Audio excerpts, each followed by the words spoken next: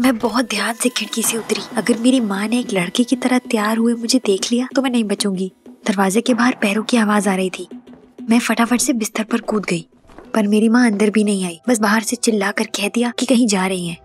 मेरे पापा को तलाक देने के बाद मेरी माँ सारा समय बस काम करती रहती थी और मेरे बारे में बिल्कुल फिक्र नहीं करती थी। मुझे उनकी काफी याद आती है।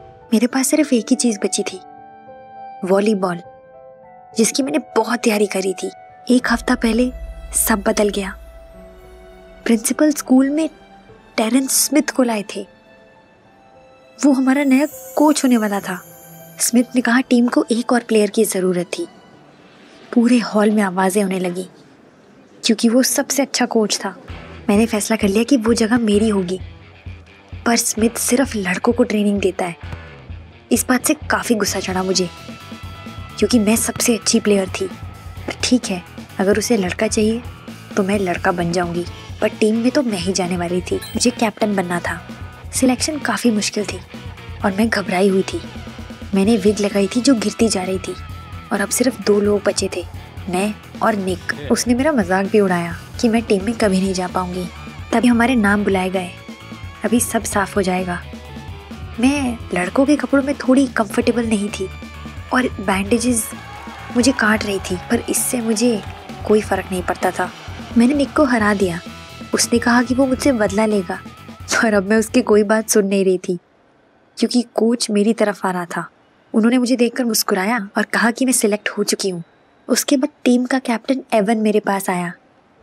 सारी लड़कियां उसके पीछे पागल थी। मुझे उसे देखकर इतना कुछ अच्छा नहीं लगता था।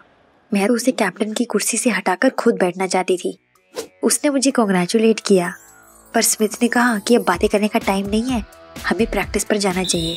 वो अपने कुछ दोस्त भी लाया था स्टेट टीम से, खासकर हमें कंपटीशन के लिए तैयार करने के लिए। उसने कहा अगर हम हार गए तो बड़ी गेम तक पहुंचने के बारे में सोचना भी नहीं चाहिए। खेलते समय मैं एवन के साथ साथ खेल रही थी, पर हम दोनों ही कोई गोल नहीं कर पाए। टाइम आउट के समय पर बाकी सारे लड़के बोलने लग गए कि एवन कुछ ज़्यादा ही प्रेशराइज कर रहा था उन्हें। तो मैंने फैसला किया कि मैं उन्हें अपनी तरफ कर लेती हूँ। मैंने उनसे कहा कि मेरी पिछली टीम का कैप्टन तो पार्टीज देता था टेंशन को कम करने के लिए, और ये भी कह दिया कि फ्राइडे को मेरी दोस्त एलेक्सिस की पार्टी है और अगर हम जीत गए तो मैं सबको बुलाऊंगी। ये थोड़ा रिस्की था, पर मेरी माँ पूरा हफ्ता घर नहीं थी। लड़के सारे खुश हो गए और हमने दूसरी टीम को हरा दिया। सब पार्टी के लिए बहुत एक्साइटेड थे, पर एवन को ये नहीं पसंद आ रहा था। उसने मुझे कहा कि अगर वो फ्री हुआ तो थोड़ी देर के लिए आ जाएगा। मेरा नाम एलेक्स था इन सब के लिए और उसे मैं नहीं पसंद थी। देखते हैं वो एलेक्सिस के बारे में क्या कहने वाला है, क्योंकि एलेक्सिस ही कुछ पता लगा के उसे कैप्टन की कुर्सी से हटाने वाली है। पार्टी के दिन सभी पहुंचे। एवन का मूड ठीक नहीं था। वहां पर निक भी था जिसे मैंने हराया था। सबने मुझसे पूछा कि एलेक्स कहाँ है, तो मैंने कहा कि वो थोड़ा लेट हो गया है। एलेक्स का नाम सुनते ही एवन वहां से शक्ल बनाकर निकल गया।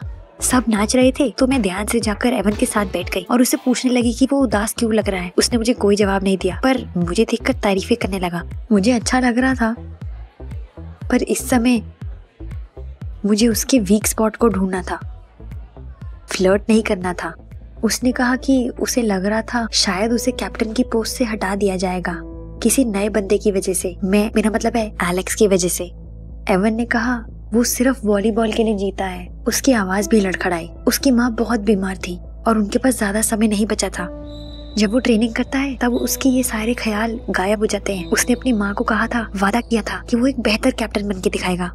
मुझे एहसास हुआ कि वो भी मेरे जैसा ही है, अपनी तकलीफों से दूर जाने के लिए वॉलीबॉल खेलता है। तभी किसी की आवाज आई। किसी ने कहा कि हमें एलेक्स को फोन करना चाहिए, वो अपनी टीम को इस तरह अकेला नहीं छोड़ सकता। वो फोन तो मेरी जेब में बजा।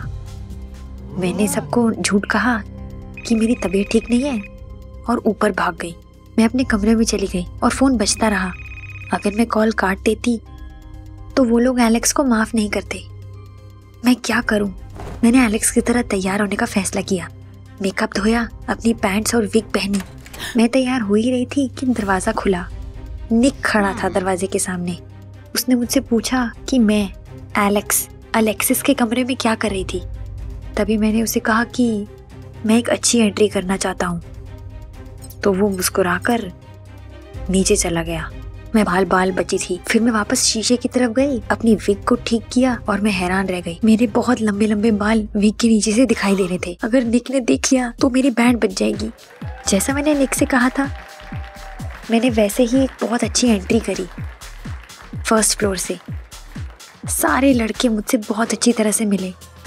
पार्टी अच्छी चल रही थी, पर तभी सामने का दरवाजा खुला और मेरी माँ वहाँ खड़ी हुई दिखाई दी। एलेक्स के भेस में उन्होंने मुझे नहीं पहचाना। मेरी तो टांगें कांपने लग गई थी। मुझे अलेक्सिस के कपड़े पहनने थे जल्द से जल्द। मेरी माँ सबको लात मारकर बाहर भगा रही थी। तभी मैंने बाथरूम में जाके अपनी ड्रेस वापस पहन ली और उनके पास गई। वो मुझ पर चिल्लाने लग गई कि मैं कितनी बेकार बेटी हूँ और उनकी बिल्कुल फिक्र नहीं करती। इस पार्टी की वजह से मेरी माँ ने मुझे सजा दी कि अब से मैं होम स्कूलिंग करूंगी और वो खुद पूरा दिन काम करने लग गई अपने कमरे में। अब मैं ट्रेनिंग के लिए भी नहीं जा सकती थी। कंपटीशन बहुत जल्दी आ रहा था। मुझे कुछ समझ नहीं आ रहा था। मैंने अपनी पूरी टीम को निराश किया था। पर अचानक से गेम वाले दिन एवन का मुझे फोन आया। उसने कहा कि वो मेरे बिना नहीं खेल सकते। क्या टीम के लिए एवन ने मुझे भी फोन कर दिया था, एलेक्स को? तभी मुझे एहसास हो गया कि या तो आज कर दूंगी या कभी नहीं। मैं खिड़की से कूदकर सीधा अपनी टीम के पास चली गई। एवन लॉकर रूम के बाहर खड़ा था। मैं उसे शुक्रिया कहना चाहती थी फोन करने के लिए, पर तभी सारे लड़कों ने मुझे घेर लिया और कोच के पास ले गए। कोच के ऑफिस में उन्होंने मुझे बताया कि मैं इतने टाइम से नहीं आई थी खेलने, पर फिर भी इस टीम की नई कैप्टन मैं थी और सब यही चाहते थे। हे भगवान, ये मेरा सपना था। पर तभी मैंने एवन को देखा। उसने अपना सर नीचे किया और चुपचाप बाहर चला गया। फील्ड में सबसे आगे वाली लाइन में व्हील चेयर पे एक औरत बैठी थी। एवन उनके पास गया और उन्हें गले लगा दिया।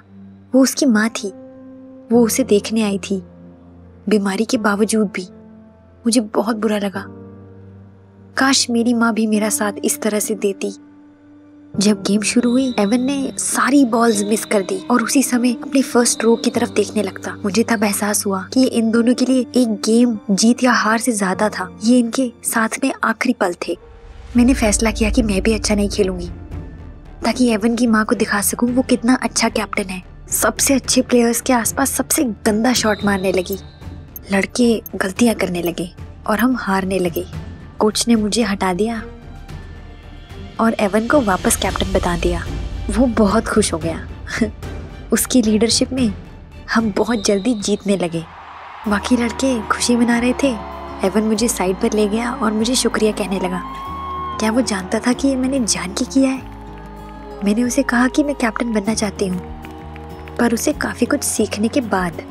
अवार्ड सेरेमनी के समय सब हमारी टीम का नाम ले रहे थे। सब बहुत खुश थे और मैं भी, कि मैंने उसकी मदद करी। रेफरी कप को उठा चुका था और माइक की तरफ बढ़ा। तभी निक कहीं से फील्ड पर आ गया। उसने माइक छीन लिया और कहने लगा कि एलेक्स एक झूठा है। मेरी टीम वाले मेरी तरफ देखने लगे। क्या करने वाला था ये? तभी निक मेरी तरफ कूद कर आया और उसने मेरे सर से मेरी विग उतार दी और चीखने लगा कि मैं एक लड़की हूँ। एवन और मेरी पूरी टीम शॉक में वहीं खड़ी हो गई। मुझे नहीं समझ आ रहा था कि मैं कहाँ छुपूं। तभी जज ने अपना गला साफ करते हुए कहा कि रूल तोड़ने के कारण अब हम जीते नहीं हैं। सब मजाक उड़ाने लगे और मेरी तरफ कैंस फेंकने लगे। मैं रोने लग गई और वहां से भाग गई। इसके बाद स्मिथ को फायर कर दिया गया और मैं पूरा दिन घर पर रहती थी। एक रात मेरे घर की घंटी बजी। कोच स्मिथ मेरे घर आए थे। मुझे बिल्कुल उम्मीद नहीं थी। उन्होंने कहा कि अब वो एक और स्कूल में काम करते हैं और अब लड़कियों को वॉलीबॉल सिखाते हैं। उन्होंने कहा कि ये सब मेरी वजह से है। मैं नहीं जानती थी कि मुझे क्या कहना चाहिए, पर तभी मेरी माँ आई और उन्होंने मुझे गले लगा लिया। उन्होंने स्मिथ की बात सुन ली थी और कहने लगी कि वो मेरा साथ देंगी अगर मैं आगे भी वॉलीबॉल खेलना चाहूँ तो। मेरी आंखों में आंसू आ गए। मैं बहुत खुश थी। काफी समय बाद मेरी माँ ने मुझे गले लगाया था। उन्होंने मुझसे माफी भी मांगी। वो कहने लगी कि पापा की तरह वो मुझे भी खोना नहीं चाहती और इसीलिए मुझसे माफी मांग रही थी।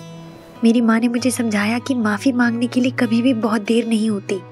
तो जैसे ही कोच गया, मैं स्कूल की तरफ भाग गई। जब मैं जिम के अंदर गई, सारे लड़के घर जा रहे थे। वहीं पर निक भी खड़ा था। मैंने लड़कों को बुलाया और कहा कि मुझे उन सबसे माफी मांगनी है। मैं समझती हूँ कि मैं उनका ट्रस्ट दोबारा नहीं जीत पाऊंगी, पर उनकी टीम का हिस्सा होना मेरे लिए बहुत जरूरी था और शायद मेरी जिंदगी का सबसे अच्छा समय। ये कहकर मैं वहाँ से जाने लगी, पर एवन ने मुझे रोक लिया। उसने कहा वो गुस्सा नहीं है और वो खुश है क्योंकि मैं बहुत बहादुर थी। उन्होंने मुझे कहा कि अगर मैं ना होती तो शायद वो जीत भी नहीं पाते। इस बात को 6 महीने हो गए। मैं स्मिथ की टीम में कैप्टन बन चुकी हूँ। एवन की मम्मा ठीक होने वाली है और हम काफ़ी समय साथ में बिताते हैं। मैं काफ़ी मैचेस भी जीती और अब बिल्कुल अकेला महसूस नहीं करती।